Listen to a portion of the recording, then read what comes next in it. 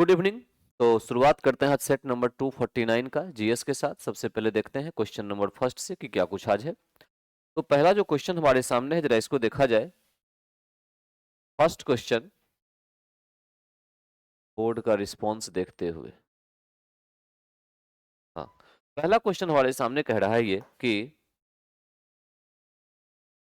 संविधान सभा की प्रथम बैठक की अध्यक्षता, जो कि 9 दिसंबर 1946 को हुई थी, ये डॉक्टर सच्चिदानंद सिन्हा के द्वारा किया गया था। किसके द्वारा? डॉक्टर सच्चिदानंद सिन्हा जो थे, उनके द्वारा ये किया गया था। ठीक है। और फिर 11 दिसंबर 1946 को डॉक्टर राजेंद्र प्रसाद को क्या बनाया गया था? अस्थाई अध्यक्ष जो है वो नियुक्त किया गया था। अस्थाई अध्यक्ष नियुक्त किया गया था। संसदीय स्वरूप के शासन का प्रमुख लाभ यह होता है कि कार्यपालिका विधानमंडल के प्रति क्या होती है? उत्तरदायी बनी रहती है। इसके साथ साथ क्या होता है? यह सरकार अस्थायी होती है। उसके साथ क्या होता है? मंत्री की दोहरी सदस्यता होती है। दोहरी सदस्यता होती है, वो विधान मंडल और कार्यपालिका दोनों का हिस्सा होता है। और सबसे बड़ी बात यह कि शक्ति के पृथक्करण का सिद्धांत, शक्ति के पृथक्करण का जो सिद्धांत है वो यहाँ पर नहीं होता है। शक्ति के पृथक्करण का सिद्धांत इसमें नहीं होता। भारतीय संविधान के निम्नलिखित में से किस अनुच्छेद में व्यवस्था की गई है कि सभी अल्पसंख्यकों को अपनी रुचि की शिक्षण संस्थान की स्थापना? अनुच्छेद 30 कह रहा है। 29 में कहा जा रहा है कि अपनी लिपि, भाषा, संस्कृति को बचाने एवं बढ़ाने का अधिकार होगा। बढ़ाने का अधिकार होगा। और ध्यान रखना है कि ये अनुच्छेद 29 अल्पसंख्यक के साथ साथ सामान्य के लिए भी होता है। सामान्य वर्ग के लिए भी ये होता है। ठीक है, ध्यान रखिएगा। केंद्रीय मंत्रिपरिषद के त्यागपत्र देने के उपरांत निम्नांकित में से कौन सी एक सही स्थिति नहीं है? राष्ट्रपति शासन। राष्ट्रपति शासन तो कभी लागू नहीं होगा, यही वाली स्थिति नहीं है। राष्ट्रपति शासन लागू कब होता है? तो राज्य में लागू होता है। और राज्य में जब लागू होता है तो जो विधानसभा होती है वो, और जो निर्वाचित सरकार होती है, यानी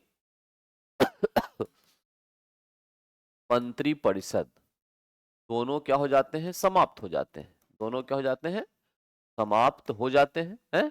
तो उस स्थिति में ये तो घटना कभी होगी नहीं, केंद्रीय मंत्रिपरिषद। हाँ, राष्ट्रपति वैकल्पिक व्यवस्था बनने तक उन्हें बने रहने के लिए कहेंगे, बिल्कुल होता है। प्रधानमंत्री बना रहता है। और वैकल्पिक व्यवस्था से अभिप्राय है कि यथासंभव शीघ्र नई सरकार के गठन हेतु आम चुनाव करवाए। ये भी सही है। ये वाला पॉइंट जो है क्या है? ये गलत है।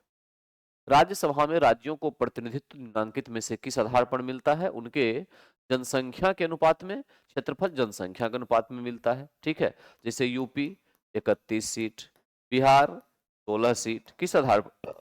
सभी जनसंख्या के आधार पर मिला हुआ है। राज्यसभा राज्यों के प्रतिनिधित्व की चर्चा अनुसूची 4 में की गई है। चौथी अनुसूची में राज्यसभा में राज्यों के प्रतिनिधित्व देने की बात की गई है। केंद्र शासित प्रदेश लद्दाख का प्रथम लेफ्टिनेंट गवर्नर नियुक्त किया गया था राधा कृष्ण माथुर को। किसको? राधा कृष्ण माथुर को ये नियुक्त किया गया था। ठीक है। राष्ट्रीय आपातकाल में लोकसभा की अवधि बढ़ाई जा सकती है, लेकिन एक समय में केवल 1 वर्ष के लिए ही बढ़ाई जा सकती है। ये राष्ट्रीय आपातकाल की कहानी है, जो अनुच्छेद 352 के तहत लगता है। 3 आधार पर लगता है: युद्ध, बाहरी आक्रमण, और तीसरा युद्ध हो गया, बाहरी आक्रमण हो गया। युद्ध और बाहरी आक्रमण के साथ साथ तीसरा होता है सशस्त्र विद्रोह। सशस्त्र विद्रोह के केस में ये एक्चुअली में लगाया जाता है। ध्यान रखिएगा। संपूर्ण देश या देश के किसी एक हिस्से में भी इसे लगाया जा सकता है, में भी लगाया जा सकता है। और इस टाइम पर जो राज्य सरकार होती है, राज्य सरकार समाप्त नहीं होती है, ये ध्यान रखना है, समाप्त नहीं होती है। केंद्रीय सतर्कता आयोग की स्थापना 1964 में की गई। संथानम कमेटी की सिफारिश पर की गई।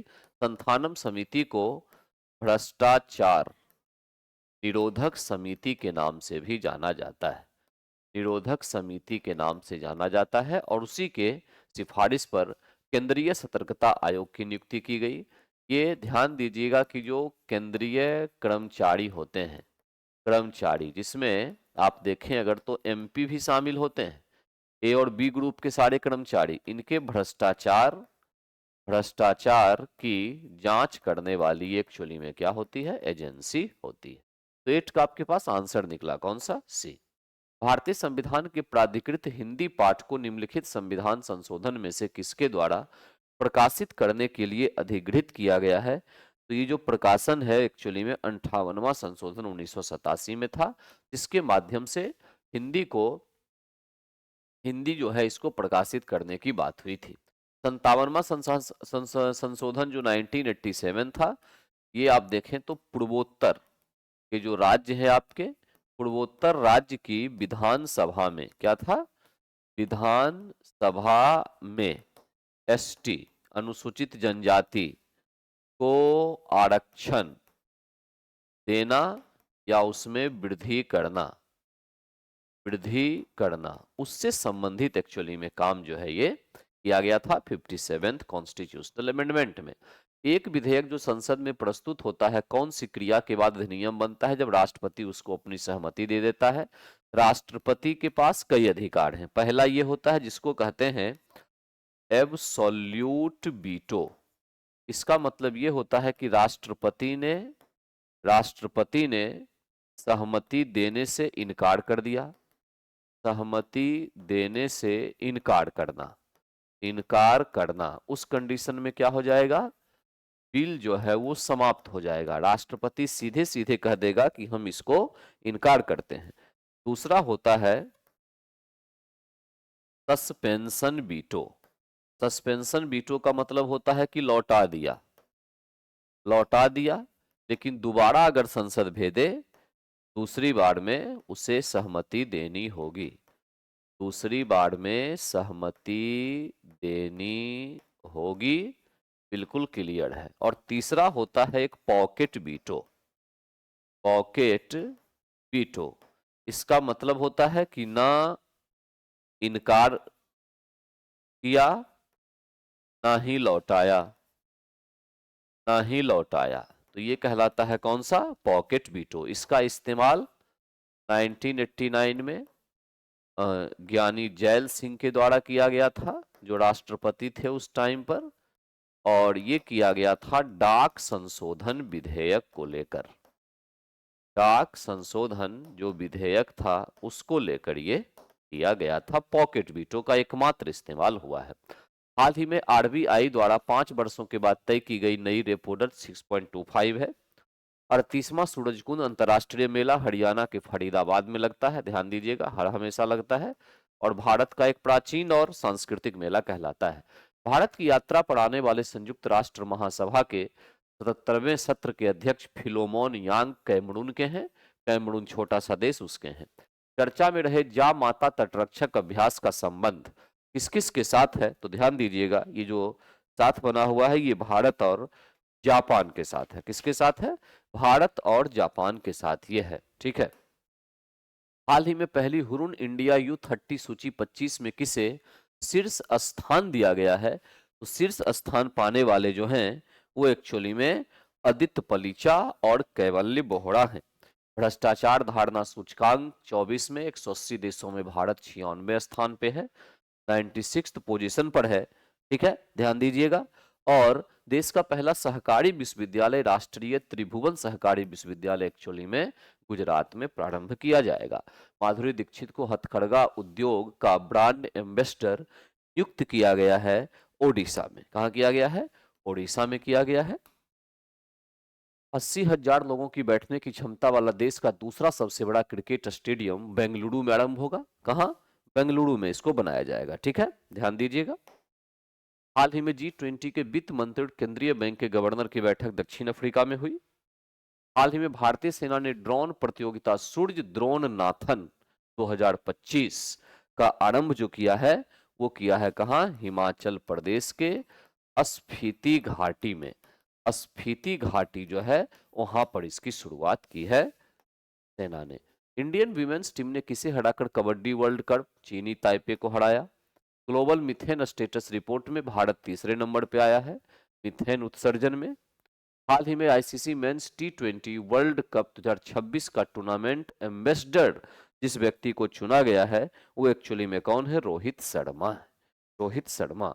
और किस भारतीय शहर ने 30 कॉमनवेल्थ गेम्स की मेजबानी अहमदाबाद को मिली है? अहमदाबाद को मिली है। पारिस्थितिकी नीचे की संकल्पना को प्रतिपादित करने वाला ग्रीनेल थे। पारिस्थितिकी नीचे से मुख्य रूप से मतलब कुल मिला के बात उतनी सी है जो इन्होंने शुरुआत की, इसमें कोई नई बात इन्होंने नहीं कही है, बात उतनी है, केवल वर्ड बदल दिया। ठीक है, ठीक। क्या किसी प्रजाति का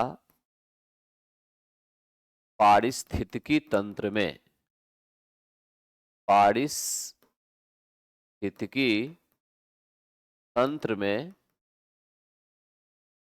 रहने का स्थान, पारिस्थितिकी तंत्र में जहां वो रह रहा है रहने का स्थान एवं उसके विशेष कार्य जो भी होते हैं उसके विशिष्ट कार्य को हम एक्चुअली में क्या कहते हैं? पारिस्थितिकी नीचे के नाम से जानते हैं, पारिस्थितिकी नीचे कहते हैं। ठीक है, याद रखिएगा। किसी प्रजाति को विलुप्त माना जा सकता है जब वह अपने प्राकृतिक आवास में नहीं देखी गई हो। कब हम विलुप्त मानेंगे? IUCN क्या कहता है इसके बारे में? 50 वर्ष। IUCN जो है ये एक्चुअली में रेड डाटा बुक का प्रकाशन करता है और उसमें से बताया जाता है कि कौन सा जो जीव है वो 50 वर्षों में नहीं दिखा और उसको हम विलुप्त मान रहे हैं। क्या मान रहे हैं? विलुप्त मान रहे हैं। निम्नलिखित पर विचार कीजिए। Carbon monoxide, methane, ozone, sulphur dioxide. फसल जैव मात्रा के अवशेषों के दहन के कारण वायुमंडल में उपयुक्त में से कौन से गैस निर्मुक्त होते हैं जब फसल या जैव मात्रा को अवशेष का दहन होता है? कार्बन मोनोऑक्साइड भी निकलता है, मीथेन भी निकलता है, सल्फर डाइऑक्साइड भी निकलता है। ठीक है, तो आंसर यहाँ पर 1 2 4 होना चाहिए। 1 2 4 कोई नहीं है तो हम देंगे डी, एक से अधिक। केवल 1 2 4। ओजोन यहाँ पे नहीं निकलता, इस बात को ध्यान रखिएगा, ओजोन यहाँ पर नहीं निकलता है। समताप मंडल में ओजोन के स्तर को प्राकृतिक रूप से कौन विनियमित करता है? देखिए, समताप मंडल में जो ओजोन है इसको बैलेंस बनाने के लिए नाइट्रोजन डाइऑक्साइड होता है। कौन होता है? नाइट्रोजन डाइऑक्साइड जो इसको बैलेंस बनाता है। और ओजोन को तोड़ने का काम कौन करता है? ब्रेक करने का काम कौन करता है? ये करता है CFC, क्लोरोफ्लोरोकार्बन। दूसरे नंबर पे HFC, हाइड्रोफ्लोरोकार्बन। इसमें भी मुख्य रूप से कौन? तो क्लोरीन का अणु, क्लोरीन का अणु जो होता है ये सबसे अधिक रिस्पॉन्सिबल होता है इस काम के लिए। निम्नलिखित जंगलों में से कौन सा जंगल पृथ्वी ग्रह के फेफड़े कहलाते हैं? अमेजन का जंगल जो है पृथ्वी ग्रह का फेफड़ा कहलाता है। राजीव गांधी वन्यजीव संरक्षण पुरस्कार शैक्षिक तथा शोध संस्था को भी मिलेगा, वन्यजीव अधिकारियों को भी दिया गया और संरक्षकों को भी दिया जाएगा, तो आंसर यहाँ पर डी हो गया। राजीव गांधी वन्यजीव संरक्षण पुरस्कार जो है सर्वोच्च पुरस्कार माना जाता है। इसमें वन संरक्षण के क्षेत्र में दिया जाने वाला या पर्यावरण के क्षेत्र में दिया जाने वाला, ठीक है, यह सर्वोच्च पुरस्कार माना जाता है। गैंडे को पुनर्वासित करने का कार्य निम्नलिखित में से किस राष्ट्रीय उद्यान में चल रहा है? तो आंसर इसका जो है यह है दुधवा, यानी कहाँ? उत्तर प्रदेश। क्या? दुधवा यानी यूपी। उत्तर प्रदेश में काम ये चल रहा है। ठीक है, गैंडे को। वैसे एक सींग वाला गैंडा कहाँ मिलता है? एक सींग वाला जो गैंडा है ये कहाँ मिलेगा? ये हमें मिलेगा काजीरंगा में। काजीरंगा नेशनल पार्क में ये मिलेगा, नेशनल पार्क में ये आपको मिलेगा। ठीक है, उसके लिए विशेष है गैंडा के लिए। 16वां जैव मंडल आरक्षित क्षेत्र शीत मरुस्थल स्थित है हिमाचल प्रदेश में। नाम ही इसका है cold desert. Cold desert biosphere reserve के नाम से जाना जाता है। ठीक है, जो जयमंडल आरक्षित क्षेत्र है ये कुल भारत में अगर देखा जाए तो कितने हैं, 18 हैं। कुल भारत में 18 हैं। पहला स्थापित हुआ था 1986 में। नाम क्या था, नीलगिरी। नीलगिरी इसका नाम था और इसका क्षेत्र केरल, कर्नाटक और तमिलनाडु तक फैला हुआ था।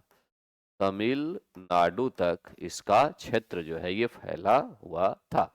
किस पर्यावरणविद को जल पुरुष कहते हैं? राजेंद्र सिंह को कहते हैं जल पुरुष। इन्होंने राजस्थान में मुख्य रूप से अगर देखा जाए तो वहां पर पानी जहां नहीं था वहां भी उपलब्ध करवाने का प्रयास किया। सुंदरलाल बहुगुणा जो थे चिपको आंदोलन के प्रणेता थे और उन्होंने चिपको आंदोलन की शुरुआत की थी, सुंदरलाल बहुगुणा ने। ठीक है, कहाँ पे? उत्तराखंड के गढ़वाल क्षेत्र में किया था इसमें। ठीक है, और उसके साथ साथ पांडुरंग हेगड़े, हेगड़े इन्होंने एपिक्को आंदोलन चलाया था। एपिक्को आंदोलन कहाँ से चलाया भाई? एपिक्को आंदोलन जो है पांडुरंग हेगड़े ने ये चलाया था दक्षिण भारत से। ये भी पेड़ों को बचाने के लिए ही चलाया गया था, चिपको आंदोलन के जैसा ही था। अधूरे प्रज्वलन के कारण मोटर कार सिगरेट से निकलने वाली रंगहीन जो गैस होती है वो होती है कार्बन मोनोऑक्साइड। कौन सी? कार्बन मोनोऑक्साइड को दम घोंटू गैस के नाम से भी जानते हैं, क्योंकि मुख्य रूप से ये करती क्या है, ये आरबीसी जो रेड ब्लड सेल्स है उसमें उपस्थित हीमोग्लोबिन, ग्लोबिन को क्या करती है? समाप्त कर देती, समाप्त कर देती है। तो आंसर आपके पास निकला 65 का सी। बल द्वारा किया गया कार्य धनात्मक कब होगा? देखिए, वर्क जो है वो एफ एस कॉस थीटा होता है। ठीक है, तो थीटा की वैल्यू जब 0 डिग्री हो, 0 डिग्री, तो कॉस 0 की वैल्यू 1 हो जाती है, यही तो धनात्मक होगा। और 0 कब होगा? वस्तु ये है, इस पर अगर फोर्स लग रहा है इधर और वस्तु भी इधर चल रही है तो विस्थापन भी इधर ही हो रहा है, जिधर फोर्स उधर विस्थापन। तो फोर्स एंड विस्थापन डिस्प्लेसमेंट के बीच थीटा की वैल्यू कितनी हो गई? 0 हो गई। तो जिधर विस्थापन बल की दिशा में हो जाए, जिधर बल चले उधर ही विस्थापन हो तो क्या हो जाएगा? पॉजिटिव हो जाएगा। और अगर अपोजिट हो जाए तो नेगेटिव हो जाएगा। तो आंसर आपके पास 66 का बी निकला। गति का द्वितीय नियम क्या कहता है, ये पूछा जा रहा है। द्वितीय नियम कहता है कि फोर्स जो होता है वो mv upon change in momentum, संवेग में परिवर्तन, संवेग में परिवर्तन के दर के बराबर होता है। यही एक्चुअली में फोर्स है। ठीक है, तो किसी वस्तु the rate of change of momentum of an object is proportional to the net force applied to the object, यही कहलाता है न्यूटन का सेकेंड लॉ। ठीक है, सेकेंड लॉ। पहाड़ से गिर रहे किसी पिंड में क्या होगा? देखिए, जब वस्तु पृथ्वी की सतह पर हो, ध्यान रखना है, तो पृथ्वी की सतह पर यह वस्तु अगर रेस्ट में है और सतह पर ही है तो इसका मतलब रेस्ट का मतलब v0 और सतह पर है तो h0। इसका मतलब इसमें v0 तो काइनेटिक एनर्जी 0, h0 मतलब पोटेंशियल एनर्जी 0। अब ये वस्तु बीच में कहीं अगर आ गई तो चल भी रही है और पृथ्वी की सतह से ऊपर भी है, तो इसमें काइनेटिक एनर्जी भी होगी, पोटेंशियल एनर्जी भी होगी। नीचे से वस्तु ऊपर जाए चाहे ऊपर से आप वस्तु को नीचे करें तब भी तो यही स्थिति होगी। तो पहाड़ से जब किसी वस्तु को हम गिराएंगे, इतनी ऊंचाई थी, यहां से एक वस्तु को हमने गिरा दिया, अब बीच में कहीं हम माप रहे हैं, चल भी रहा है, पृथ्वी से हाइट भी है, तो गतिज और स्थितिज दोनों ऊर्जा इसमें साथ होगी। किसी वस्तु के तरल पदार्थ पर रखे जाने से उत्पन्न जो ऊर्ध्वगामी दबाव लगता है उसके ऊपर, उसको हम बायंट फोर्स के नाम से जानते हैं। क्या कहते हैं उसको? बायंट फोर्स के नाम से इसको जाना जाता है। ठीक है, बल की जहां तक बात है, बल जो है वो मौलिक है, फंडामेंटल, इनकी संख्या मात्र 4 होती है। ठीक है, यहाँ कई सारे बल की बात लिखा हुआ है, 4 होते हैं। एक कौन होता है? गुरुत्वाकर्षण, गुरुत्वाकर्षण। दूसरा कौन होता है? नाभिकीय बल, इसको मजबूत बल भी कहते हैं। तीसरा एक होता है कमजोर बल और चौथा होता है विद्युत चुंबकीय बल। विद्युत बकीय बल, ये 4 ही प्रकार के बल जो हैं इस साइंस में मौलिक बल में आते हैं।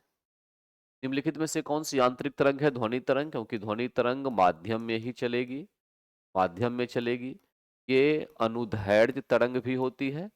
अनुदैर्ध्य का मतलब ये होता है कि सभी माध्यम में चलेगी, सभी माध्यम में ये चलेगी, ये होती है अनुदैर्ध्य। ठीक है। रेडियो तरंग जो है, सूक्ष्म तरंग, ये सभी जो है क्या है? अयांत्रिक हैं, क्योंकि इनके लिए किसी माध्यम की जरूरत नहीं पड़ती है, बिना माध्यम के ये चलते हैं, बिना माध्यम के चलते हैं। उष्मागतिकी के निम्न नियम में से कौन सा नियम ताप स्थानांतरण, टेम्परेचर जो है हीट ट्रांसफर से संबंधित है, तो दूसरा नियम हीट ट्रांसफर से संबंधित होता है। ठीक है। जो उष्मागति का पहला नियम होता है ये एनर्जी कंजर्वेशन प्रिंसिपल को फॉलो करता है। एनर्जी कंजर्वेशन प्रिंसिपल जिसको हम कहते हैं, प्रिंसिपल उसको फॉलो करता है। और उष्मागति का शून्य नियम जो है ये थर्मल इक्विलिब्रियम की अवस्था को दिखाता है। थर्मल इक्विलिब्रियम की अवस्था को दिखाता है, जिसको हम उष्मा साम्यावस्था कहते हैं। उष्मा साम्यावस्था की स्थिति को दिखाने वाला कौन होता है? पहला नियम होता है। तो आंसर आपके पास निकल के आया यहाँ पर कौन? बी। बी जो है यहाँ, सॉरी, यहाँ पर जो आंसर आपके पास आया वो क्या आ गया? सी। एक वस्तु एक पतले उत्तल लेंस की फोकस दूरी से कम दूरी पर स्थित है। इस तरह बनने वाले वस्तु के प्रतिबिंब, देखिए फोकस दूरी से कम दूरी पर रहे तो लेंस का जो केवल वस्तु का आकार बड़ा हो जाएगा और तो कुछ होगा नहीं।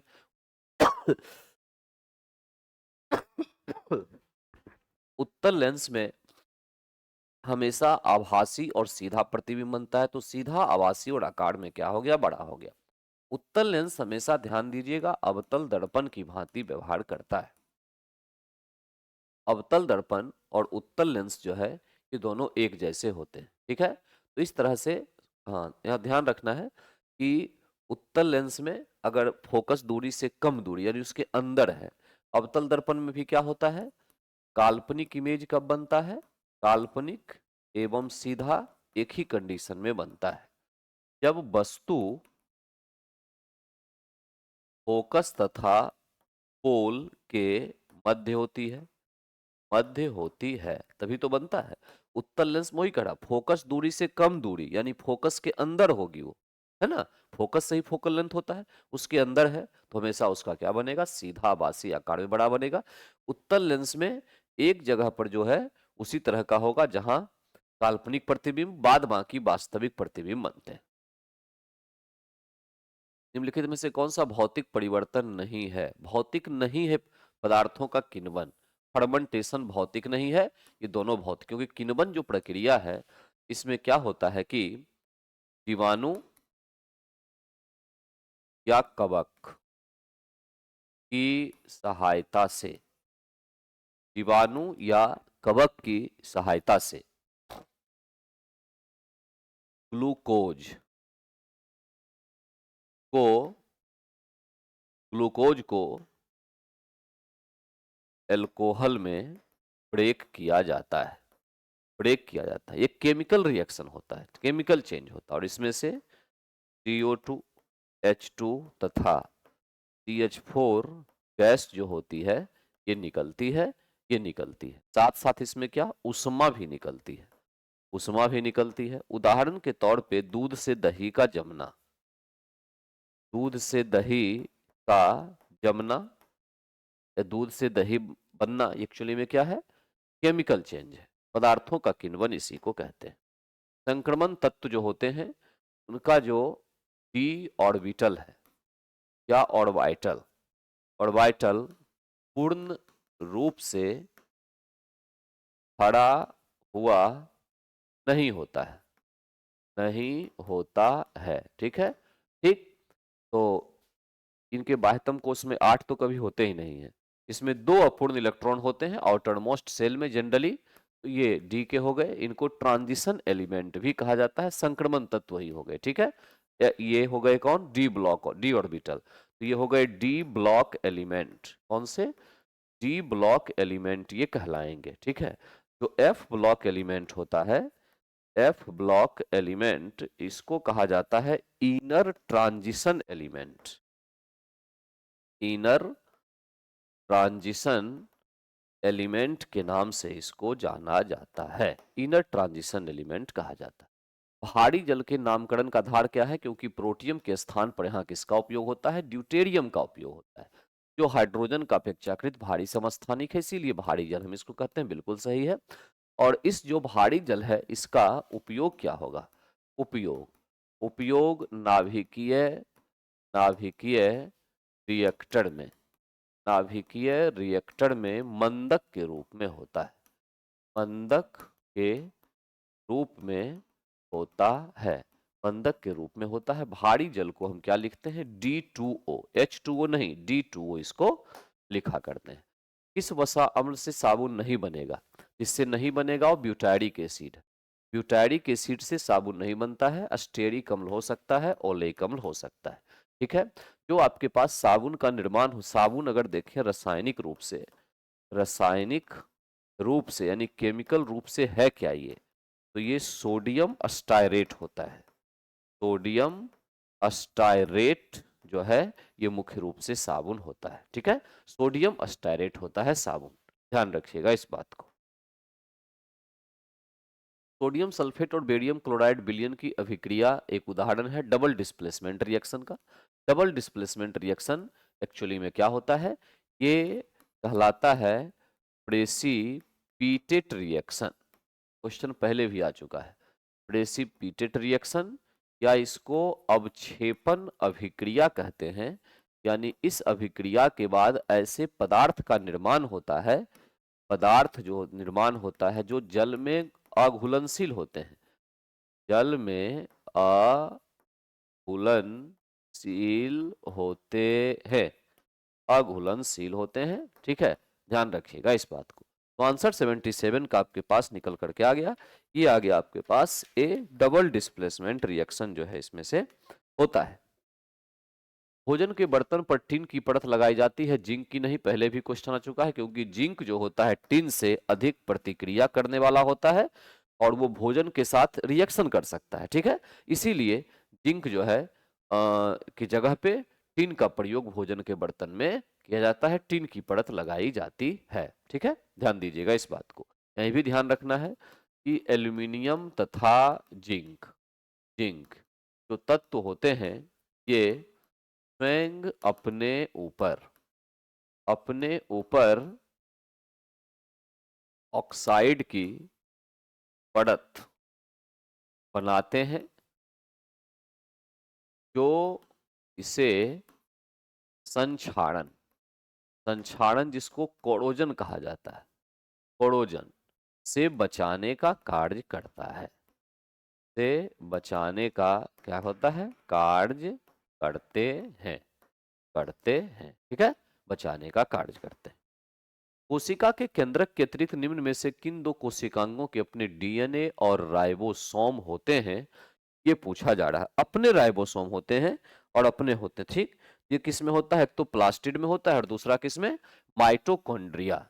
ये दो ऐसी चीजें हैं सेल के अंदर जिसका अपना डीएनए और क्या होता है? राइबोसोम होता है। ठीक है, याद रखिएगा। राइबोसोम दो प्रकार का हो गया, एक 70s 80s।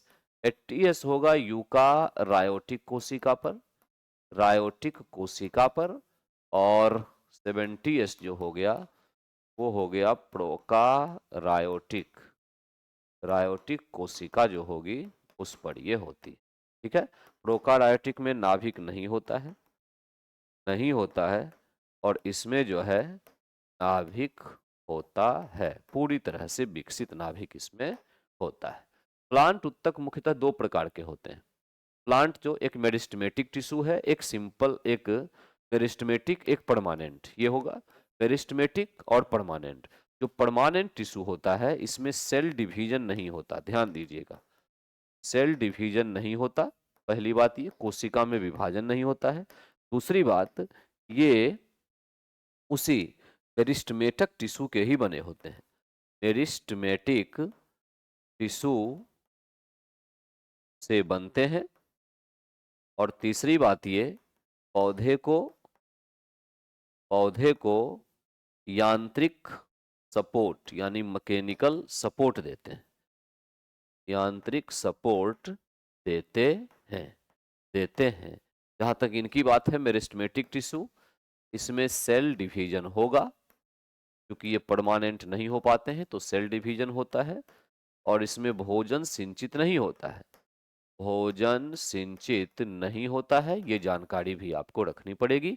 यही दो प्रकार के प्लांट्स होते हैं। एस्ट्रोजन का मूलभूत कार्य क्या होता है?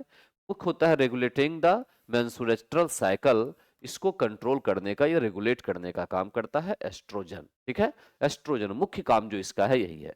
तो 81 का करेक्ट जो आंसर आपके पास निकल कर आया वो आ गया बी। क्या गया? 81 का बी। ठीक,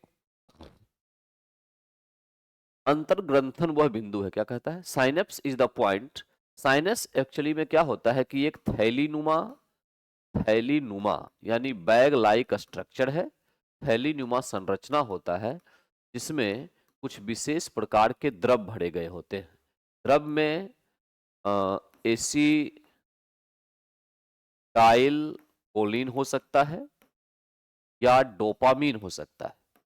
डोपामीन, एसिटाइल कोलिन की कमी अगर हो जाए तो जो बीमारी होती है ब्रेन की वो भूलने की बीमारी होती है, भूलने की बीमारी, इसको अल्जाइमर कहते हैं। क्या कहते हैं? Alzheimer, Alzheimer. और डोपामीन की अगर कमी हो जाए तो इससे जो बीमारी होती है इसको पार्किंसंस कहते हैं। पार्किंसंस के नाम से इसको जाना जाता है। इसमें शरीर में कंपन होता है, तो ये जो एक न्यूरॉन से दूसरे न्यूरॉन को जोड़ने का कार्य करता है वो क्या होता है? साइनेप्स। जीन उत्परिवर्तन निम्न में किसके कारण से होगा? जीन उत्परिवर्तन मुख्य रूप से होगा जब change in the sequence of nitrogenous base, nitrogen base जो 4 प्रकार के होते हैं डीएनए में, उनमें अगर परिवर्तन किया जाए तो उनके परिवर्तन से जीन में क्या हो जाएगा? उत्परिवर्तन होने की गुंजाइश बनी रहेगी। तो 83 का आंसर आपके पास निकल कर आएगा क्या? बी आएगा। क्या आएगा? बी आएगा। निम्नलिखित में से कौन सा दूध का प्रोटीन है? कैसीन। और इसी कारण से दूध का रंग जो होता है वो क्या होता है? सफेद होता है, सफेद होता है। गैलेक्टोज क्या होता है? ये एक मोनोमर है, मोनोसेकेराइड है। मोनोसेकेराइड सिंपल सेकेराइड जो कार्बोहाइड्रेट कहते हैं वो होता है, ये भी दूध में ही पाया जाता है। ठीक है, और एक इसका दूसरा फॉर्म होता है लैक्टोज। तो लैक्टोज जो होता है ये डाइसेकेराइड का उदाहरण होता है। डाइसेकेराइड का क्या होता है? ये उदाहरण, यानी कॉम्प्लेक्स कार्बोहाइड्रेट के रूप में ये आएगा। कौन? लैक्टोज। एक कंडरा किससे बनाया जाता है? देखिए, टेंडन जो होता है ये एक्चुअली में क्या करता है? हड्डी और मांस को जोड़ने वाला एक्चुअली में टेंडन होता है। ठीक है, टेंडन होता है, इसको कंडरा के नाम से जानते हैं। इसमें कोलेजन फाइबर जो होता है ये 60 से 80% यही रहता है। तो यहाँ के ऑप्शन के हिसाब से अगर देखा जाए तो हम यहाँ लगा सकते हैं केबल को, लेकिन हटाना पड़ेगा क्योंकि केवल यही नहीं होता है। एक टेंडन में इसके साथ साथ यानी टेंडन जो है इसमें एक इलास्टिन भी होता है। इलास्टिन क्या होता है? इलास्टिन। और इलास्टिन का कार्य क्या होता है? खिंचाव, खिंचाव तथा संकुचन, संकुचन को सक्षम बनाना, सक्षम बनाना ये भी काम होता है। तो केवल शब्द को हटा दें तो कुछ देर के लिए हमें आंसर इसका लगा सकते हैं। ठीक है, तो हड्डी मांस से कंडरा यानी टेंडन जुड़ा, और हड्डी को अगर हड्डी से शरीर में जोड़ने वाली चीजों को ढूंढना हो तो उसको लिगामेंट के नाम से जानते हैं। इसमें ब्लड नहीं होता है। क्या नहीं होता? ब्लड नहीं होता है। बिहार में 1857 के विद्रोह के दौरान किस पर विद्रोहियों के पक्ष में काम करने का संदेह अंग्रेजों ने किया था? दरभंगा महाराज पर। दरभंगा महाराज पर जो है अंग्रेजों ने संदेह किया था कि ये विद्रोही के साथ हैं, विद्रोही के साथ ये काम कर रहे हैं। ठीक है, 1857 का विद्रोह जो है का ध्यान रखिएगा। प्रतीक कमल और रोटी है। सरकारी इतिहासकार की बात अगर करें तो ये आपके पास S.N. सेन है। बिहार में सबसे पहले रोहिणी से प्रारंभ हुआ, रोहिणी के बाद ये पटना पहुंचा, पटना के बाद ये मुजफ्फरपुर पहुंचा, और फिर अंत में पहुंचा जगदीशपुर, और वहां से फिर ये धीरे धीरे करके आगे बढ़ने लगा। यही सीरीज था बिहार में 1857 के विद्रोह का। इनायत अली की मृत्यु उपरांत किस वहाबी नेता ने अंग्रेजों से संघर्ष का नेतृत्व किया? मकसूद अली। ध्यान दीजिएगा, वहाबी आंदोलन जो है ये 1920 1820 1830 के बीच काफी अधिक लोकप्रिय था। कहाँ लोकप्रिय था? पटना या बिहार कह सकते हैं। पटना या बिहार में काफी लोकप्रिय था। नेता थे सैयद अहमद बरेलवी। बरेलवी, यह एक अरबी आंदोलन था। मुस्लिम धर्म की पवित्रता को बरकरार रखना इसका मुख्य उद्देश्य था, है ना। मुस्लिम धर्म में आधुनिकता नहीं जानी चाहिए। सैयद अहमद बरेलवी की मृत्यु के बाद इनायत अली और बिनायत अली ने इसको चलाया। इनकी मृत्यु के बाद मकसूद अली ने इसको आगे बढ़ाया था, इसको आगे बढ़ाया था। ठीक है।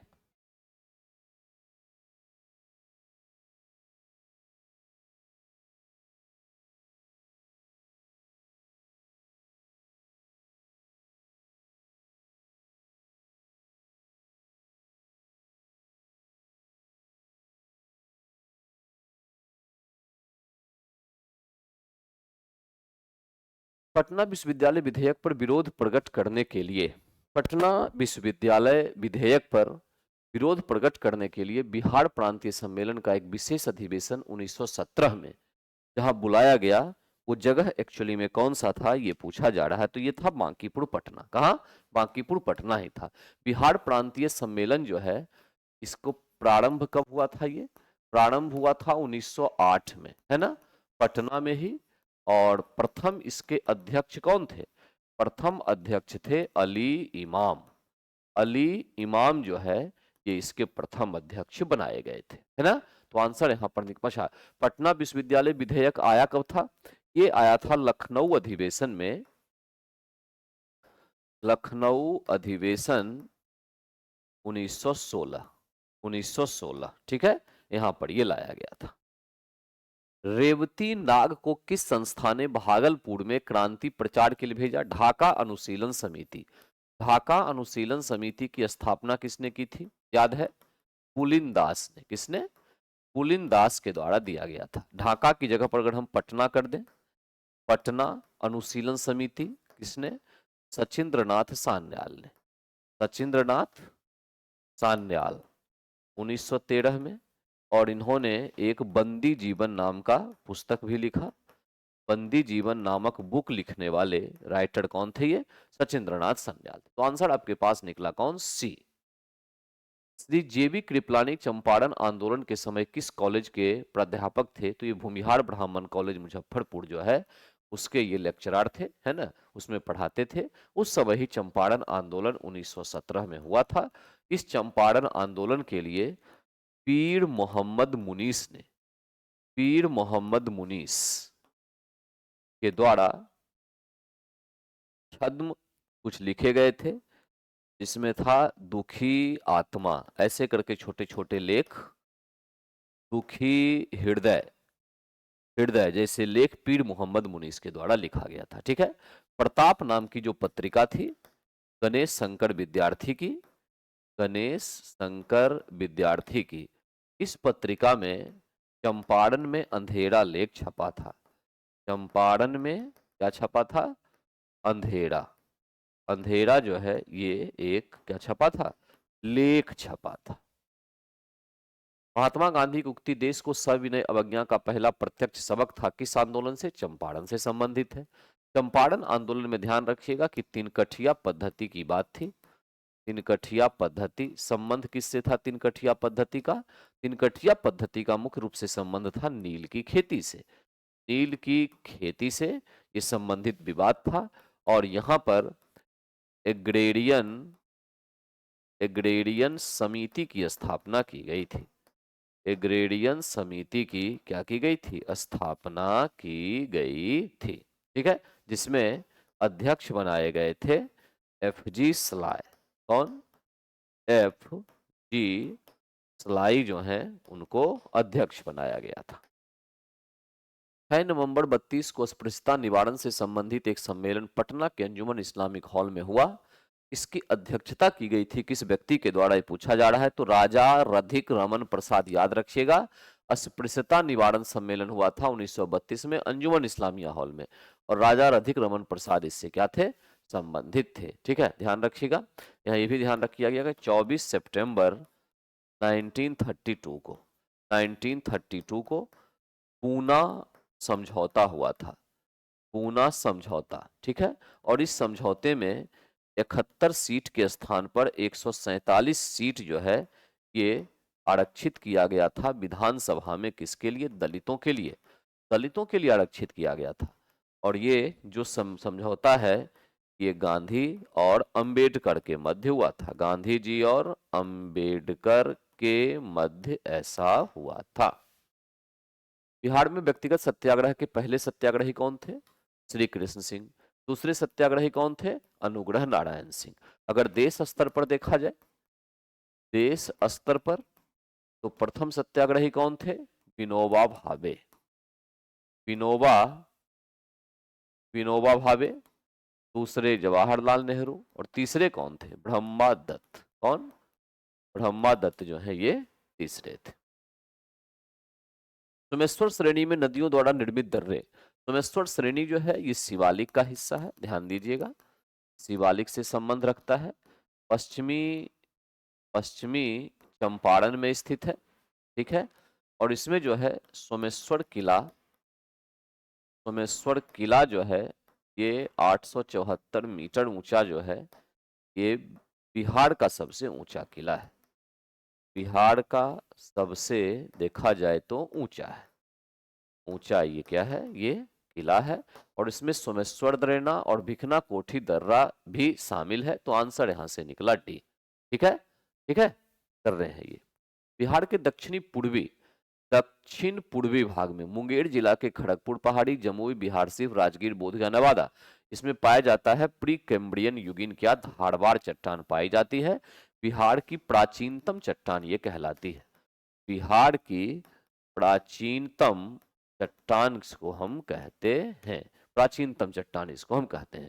विंध्य चट्टान कहाँ मिलेगी, ये मिलेगा आपको कैमूर। कैमूर कौन सा हो गया, ये हो गया दक्षिणी पश्चिमी हिस्सा, यह है दक्षिणी पूर्वी, दक्षिणी पश्चिमी है ना, दक्षिणी पश्चिमी। टर्सरी चट्टान कहाँ मिलेगा, ये मिलेगा पश्चिमी चंपारण। तो पश्चिमी चंपारण वाला कौन सा हिस्सा हुआ, उत्तर पश्चिम हो गया, उत्तर पश्चिम है ना, उत्तर पश्चिम। बागमती नदी एक्चुअली में देखिए, बागमती नदी एक तो नेपाल से निकलती है, नेपाल से निकलने वाली नदी है। बिहार में अगर हम देखें तो कुल मिला के ये सीतामढ़ी में प्रवेश करती है, सीतामढ़ी में प्रवेश करती है। बिहार में इसकी जो लंबाई है ये लगभग 394 किलोमीटर बताया जाता है। ठीक है, आगे चल के यही बागमती जो नदी है ये कोसी में मिलती है, कोसी में मिलती है, खगड़िया में, खगड़िया में। ठीक है, ध्यान दीजिएगा, खगड़िया में ये कोसी में मिल जाती है, और कोसी आगे फिर चल के मिलती है कहाँ, गंगा में। कोसी आगे मिलती है कहाँ, गंगा में। ठीक, और नेपाल में याद रखिएगा शिवपुरी पहाड़ी से ये निकलती है, शिवपुरी पहाड़ी जो है वहां से ये एक्चुअली में निकलती है। तो किस स्थान पर गंगा में मिलती है, इसका कोई आंसर नहीं, क्योंकि बागमती डायरेक्टली गंगा में मिलती ही नहीं है। तो आंसर हम यहाँ पर क्या लगाएंगे, ई लगाएंगे। क्या लगाएंगे, सही आंसर ई लगाएंगे। बिहार आपदा जोखिम प्रबंधन कार्यक्रम की जो शुरुआत है वो एक्चुअली में मई 2007 में की गई थी। मई 2007 में इस प्रबंधन कार्यक्रम की शुरुआत हुई थी। बिहार की मुख्य खाद्यान्न फसल की बात करें तो चावल है, गेहूं है और मक्का है। ठीक है, मक्का मैक्सिमम उपजाता है कौन सा डिस्ट्रिक्ट, मुजफ्फरपुर। मुजफ्फरपुर जो है कटिहार को पीछे छोड़कर सबसे अधिक मक्का उपजाता है। गेहूं की बात करें तो रोहतास, और चावल की बात करें तो पश्चिमी चंपारण और रोहतास में टक्कर चलते रहता है ना, उपज के मामले में। तो आंसर आपके पास निकल कर आ गया 98 का ए। नए उद्योग नीति के तहत बिहार के किस स्थान पर सीमेंट फैक्ट्री की स्थापना प्रस्तावित है, कहलगांव में करवाया जाएगा। कहलगांव में सीमेंट फैक्ट्री आने की गुंजाइश बनती है। जनगणना 11 के अनुसार बिहार में ग्रामीण जो लिंगानुपात है वो एक्चुअली में कितना है ये पूछा जा रहा है। तो ग्रामीण लिंगानुपात 921 है, 921। वैसे बिहार का अगर देखें लिंगानुपात कितना है, बिहार का 918 है, ध्यान दीजिए, ठीक है। और देश का कितना है, 940, तो उससे काफी कम है, उससे काफी कम है, ठीक। अगर जिला की बात की जाए, जिला की बात, तो गोपालगंज और मुंगेर, मुंगेर, गोपालगंज में सबसे अधिक है लिंगानुपात, सबसे अधिक, और इसमें है सबसे कम, 876 है इसमें, इसमें है 1021, याद रखिएगा इसको। कांग्रेस के लिए समर्थन प्राप्त करने के लिए 1889 में एक समिति स्थापित की गई थी, उसके सभापति सर डब्ल्यू वेडरवर्थ को बनाया गया था, ठीक। कांग्रेस के लिए समर्थन प्राप्त करने के लिए तो वो सर डब्ल्यू वेडरवर्थ थे, ध्यान दीजिएगा। कांग्रेस जो है इसकी स्थापना एक अंग्रेज अधिकारी के द्वारा की गई थी, एओ ह्यूम के द्वारा इसकी स्थापना की गई थी, ये भी ध्यान रखना है। फर्स्ट जो अध्यक्ष बने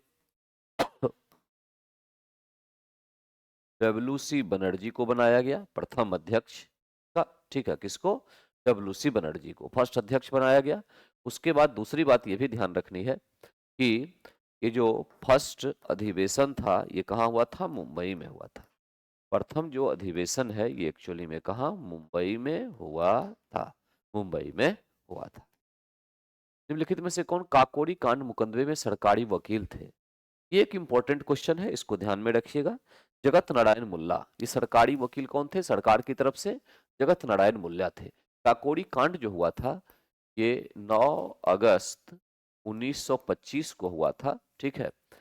Hindustan Republic, Hindustan Republic association के सदस्य के द्वारा ये किया गया था, जिसमें बाद में चल के इस काकोरी षड्यंत्र में राम प्रसाद बिस्मिल, राम प्रसाद बिस्मिल, राजेंद्र लाहिड़ी, राजेंद्र लाहिड़ी, रोशन सिंह और अशफाक उल्ला खां, अशफाक उल्ला खां, ये चार जो व्यक्ति थे इनको एक्चुअली में क्या हो गई थी, फांसी की सजा दी गई थी, फांसी की क्या दी गई थी, सजा दी गई। भारतीय राष्ट्रीय कांग्रेस के किस अधिवेशन में महात्मा गांधी को चंपारण के किसानों की समस्याओं से अवगत कराया गया था, ये था आपका लखनऊ अधिवेशन 1916, पहले भी चर्चा इसकी हो चुकी है। बनारस अधिवेशन की जो अध्यक्षता है ये की गई थी किसके द्वारा, गोपाल कृष्ण गोखले के द्वारा, गोपाल कृष्ण गोखले के द्वारा, जहां सबसे पहली बार स्वदेशी शब्द का इस्तेमाल कांग्रेस के मंच से किया गया था। सूरत अधिवेशन में गरम दल और नरम दल दोनों में क्या हो गया था, विभाजन हो गया, विभाजन हुआ था। यहाँ पर रास बिहारी घोष अध्यक्ष थे, रास बिहारी घोष जो है वो यहाँ पर क्या थे, अध्यक्ष थे। 1921-22 के असहयोग आंदोलन का मुख्य प्रतिबल था हिंदू मुस्लिम एकता, क्या था, हिंदू मुस्लिम एकता, ठीक है। असहयोग आंदोलन इसी तरीके से हुआ था, लेकिन ये हिंदू मुस्लिम एकता कब तक चला, असहयोग आंदोलन के स्थगित होते ही ये समाप्त हो गया। यानी कहने का मतलब ये चौड़ी चौड़ा तक, चौड़ी चौड़ा तक यह कायम रहा, घटना तक ये कायम रहा। चौड़ी चौड़ा की घटना 5 फरवरी 1922 को होती है, 22 को होती है। इसी घटना को महात्मा गांधी के द्वारा हिमालयी भूल कहा गया था, इसने, गांधी जी ने कहा था क्या, कि ये हिमालय जैसी भूल है।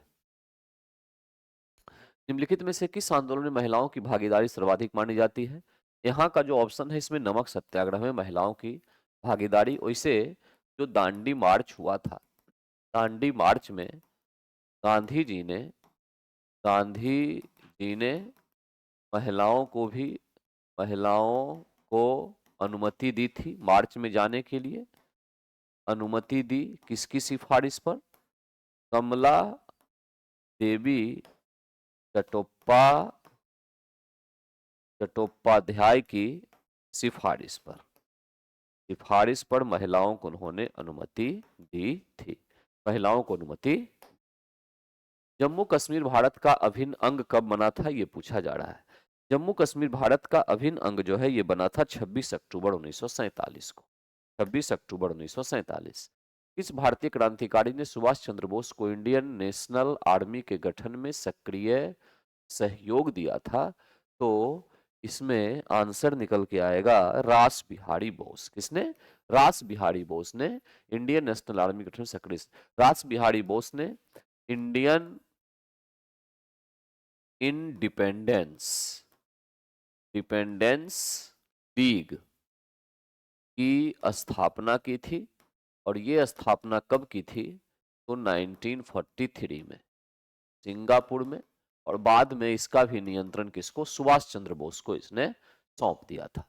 बटुकेश्वर दत्त और भगत सिंह दोनों ने मिलकर 8 अप्रैल 1929 को केंद्रीय विधानसभा में क्या किया था? बम फेंका था। केंद्रीय विधानसभा में बम फेंका था। बम फेंका था। किसने कहा था ब्रिटिश शासन की सबसे अधिक महत्वपूर्ण उपलब्धि भारत का एकीकरण था? ये कहने वाले थे पन्नीकर। भारत के एक इतिहासकार हैं। इनका कहना है कि अंग्रेजों ने भारत का एकीकरण किया। अगर अंग्रेज नहीं होते तो भारत एक नहीं होता, ये टूट गया होता, है ना। ये कहना है पन्नीकर का। राष्ट्रीय पत्रकारिता दिवस कब मनाया जाता है, ये पूछा जा रहा है। तो आंसर आपके पास निकलेगा 16 नवंबर। 16 नवंबर को राष्ट्रीय पत्रकारिता दिवस मनाया जाता है। साइमन आयोग की नियुक्ति 1928 में हुई। 28 कह सकते हैं हम। जालियांवाला बाग 1919 में। महात्मा गांधी की दांडी यात्रा 1930 में। फिरोज शाह मृत्यु 1915 में। तो सबसे पहले कौन सा आएगा? पहले आएगा 15 यानी 4। 4 के बाद आएगा आपके पास 2, फिर आएगा 1, फिर 3, यानी करेक्ट आंसर आपके पास निकल करके आ गया 110 का आंसर आपके पास आ गया ए। ठीक है, ए आ गया। निम्नलिखित में से कौन सा युग्म सही सुमेलित नहीं है? गठजात पहाड़ियां ओडिशा में तो है, पांडव पहाड़ियां एमपी में है, ये महाराष्ट्र दिया हुआ है, तो ये गलत है ना। ये यही एक्चुअली में सही आंसर है। नल्ला मलाई पहाड़ियां आंध्र प्रदेश में है, इसमें कहीं कोई डाउट नहीं है। महाराष्ट्र की जहां तक बात है तो यहाँ पर 2 हैं, थाल घाट और घोड़ घाट, 2 हैं। ठीक है, थाल घाट जो है ये मुंबई को नासिक से जोड़ता है। घोड़ घाट जो है मुंबई को पुणे से जोड़ता है। मुंबई को पुणे से जोड़ने वाला होता है। ठीक है, उसके साथ साथ महाराष्ट्र में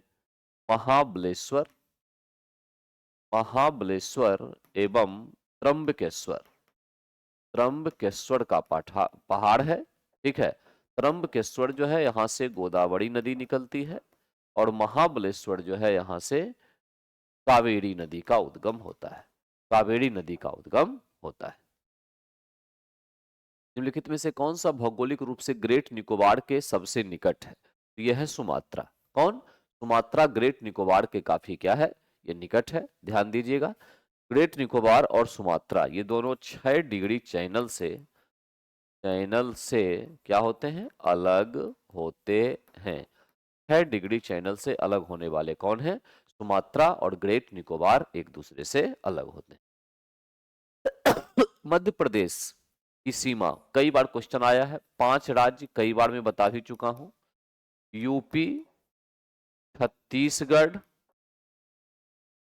राजस्थान, गुजरात और इसके साथ साथ एक जो और महत्वपूर्ण राज्य इसमें से आएगा वो महाराष्ट्र आएगा। क्या आएगा? महाराष्ट्र। तो झारखंड से तो कहीं सीमा लगेगी ही नहीं, तो आंसर आपके पास निकला क्या? बी। मध्य प्रदेश में जो है, ध्यान दीजिएगा, यहां पर मध्य प्रदेश इसमें मलाखगंज जो है एक क्षेत्र, वो एक्चुअली में तांबा के लिए प्रसिद्ध है मध्य प्रदेश में। और एमपी जो है यहाँ वन क्षेत्रफल के दृष्टिकोण से दृष्टिकोण से भारत में प्रथम स्थान पर ये आता है, क्षेत्रफल के दृष्टिकोण से। कौन? तो मध्य प्रदेश। जाड़वा जनजाति पाई जाती है निकोबार द्वीप में, ठीक है, जाड़वा जनजाति निकोबार द्वीप में पाई जाती है। यह निकोबार द्वीप में और भी जनजाति है, जैसे सेंटलिस है, सेंटलिस, ओंगे जनजाति है, नोम्पेन जनजाति है। ये सभी जो है, इसमें सबसे अधिक आदिम कौन सी है? ये सभी ओंगे जनजाति है, ठीक है। निकोबार द्वीप पर बंगाली भाषा का प्रभाव है, बंगाली भाषा सबसे अधिक मात्रा में बोली जाती है। मेघालय में गारो, खासी, जयंतिया, इस प्रकार के आदिवासी समूह इसमें पाए जाते हैं, ठीक है, पाए जाते हैं। नर्मदा घाटी सतपुड़ा और बिंद के मध्य स्थित है। नर्मदा जो है मुख्य रूप से ये भ्रंश घाटी से होके बहती है, भ्रंश घाटी से बहती है, पूर्व की ओर बहती है, सॉरी ये पश्चिम की ओर बहती है, पश्चिम की ओर बहने वाली ये नदी होती है नर्मदा घाटी। और ध्यान रखने वाली बात यह है, यह एस्चुरी का क्या करती है? निर्माण करती है। और मैकाले श्रेणी के अमरकंटक से निकलती है। कहां से?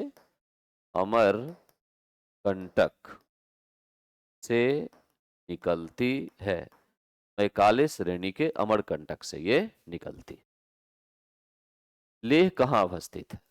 लेह जो है वो कहाँ अवस्थित है ये पूछा जा रहा है। सिंधु नदी के दाएं तट पर स्थित है, सिंधु नदी के दाएं तट पर स्थित है, ठीक है।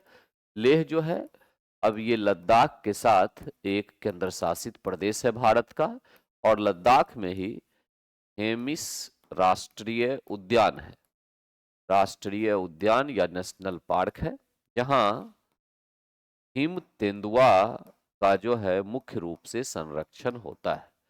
हिम तेंदुआ का जो संरक्षण है वो मुख्य रूप से यहाँ पर किया जाता है, ठीक है। तो लेह की चर्चा, लद्दाख, और यहाँ पर जो सबसे उत्तरी बिंदु है भारत का, उत्तरी बिंदु क्या है वो? इंदिरा कौल।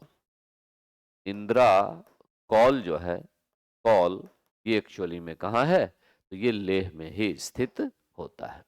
भारत के किस भाग में सर्वाधिक दैनिक तापांतर पाया जाएगा? राजस्थान के मरुस्थलीय क्षेत्र में। मरुस्थल में एक्चुअली में जो रेत होते हैं ना, रेत, जब तक सूर्य का प्रकाश उन पर गिरता है तब तक वो हीट को अवशोषित करते हैं, और जैसे ही सूर्य का प्रकाश समाप्त हो जाता है वो रेत अपने में से उष्मा को बाहर करने लगते हैं, अपने में से उष्मा को क्या करते हैं? बाहर करने लगते हैं। और जिसका नतीजा ये होता है कि दिन और रात के तापमान में काफी ज्यादा अंतर यहाँ देखने को मिलता है। राजस्थान के मरुस्थलीय क्षेत्रों में ये स्थिति होती है, ठीक है। सबसे अधिक दैनिक तापांतर यहीं पाया जाता है। शीत मरुस्थल भारत में कहाँ है? शीत मरुस्थल की बात अगर करें भारत में तो वो लद्दाख में ही है, और एक छोटा सा क्षेत्र इसका एचपी हिमाचल प्रदेश में ही होगा। मुख्य रूप से कहाँ? लद्दाख। यहाँ वर्षा कितनी होती है? वर्षा 10 सेंटीमीटर से भी कम होती है, वार्षिक वर्षा होती ही नहीं है। 10 सेंटीमीटर से भी क्या होती है? कम होती है। पट्टी सीमा परियोजना जो है निम्नलिखित में से किस नदियों के एकीकरण से संबंधित है? ये पूछा जा रहा है। तो कृष्णा और गोदावरी से संबंधित है ये पट्टी सीमा परियोजना, है ना। पट्टी सीमा परियोजना कृष्णा और गोदावरी नदियों से संबंधित है, याद रखिएगा इस बात को। पोलावरम परियोजना जो है, पोलावरम परियोजना, ये भी एक्चुअली में गोदावरी से ही संबंधित है, गोदावरी से संबंधित है, और आंध्र प्रदेश की प्रमुख परियोजना मानी जाती है, ठीक है। कौन? पोलावरम परियोजना, ठीक, ध्यान रखिएगा। कृष्णा और गोदावरी का जो डेल्टा होता है, डेल्टा, इसको भारत का चावल का कटोरा कहते हैं। भारत का चावल का क्या कहते हैं? कटोरा कहा जाता है। गोदावरी को दक्षिणी गंगा भी कहते हैं, दक्षिण भारत क्योंकि सबसे लंबी नदी है। और कावेरी की जहां तक बात है तो वर्ष भर पानी पानी रहता है जिस नदी में, दक्षिण भारत की एकमात्र नदी जिसमें वर्ष भर पानी रहता है वो क्या है? कावेरी नदी ही होती है। भारत का कौन सा राज्य मूंगफली का सबसे बड़ा उत्पादक राज्य है? तो गुजरात में सबसे अधिक मूंगफली का उत्पादन होता है। ठीक है, ध्यान दीजिएगा, गुजरात में मूंगफली का सबसे अधिक उत्पादन होगा। मध्य प्रदेश जो है ये चना का सबसे अधिक उत्पादन करेगा। दलहन की बात अगर आती है तो राजस्थान का नाम हम लेते हैं, राजस्थान। इसके साथ साथ दलहन ही नहीं, तिलहन की बात भी अगर आती है तो इसमें हम राजस्थान का नाम लेते हैं। तंबाकू की बात अगर आ जाए तो आंध्र प्रदेश का नाम लिया जाता है तंबाकू में। रेशम की बात अगर की जाए तो कर्नाटक का स्थान आता है, और अगर चाय की बात की जाए तो असम का स्थान आता है। गन्ना की जहां तक बात है तो उसमें पहले नंबर पे कौन है? गन्ना में पहले नंबर पर है Uttar Pradesh. Uttar Pradesh. Indian bureau of mines का मुख्यालय एक्चुअली में कहाँ स्थित है पूछा जा रहा है, तो ये नागपुर में है। कहाँ? इंडियन ब्यूरो ऑफ माइंस का मुख्यालय नागपुर में स्थित है।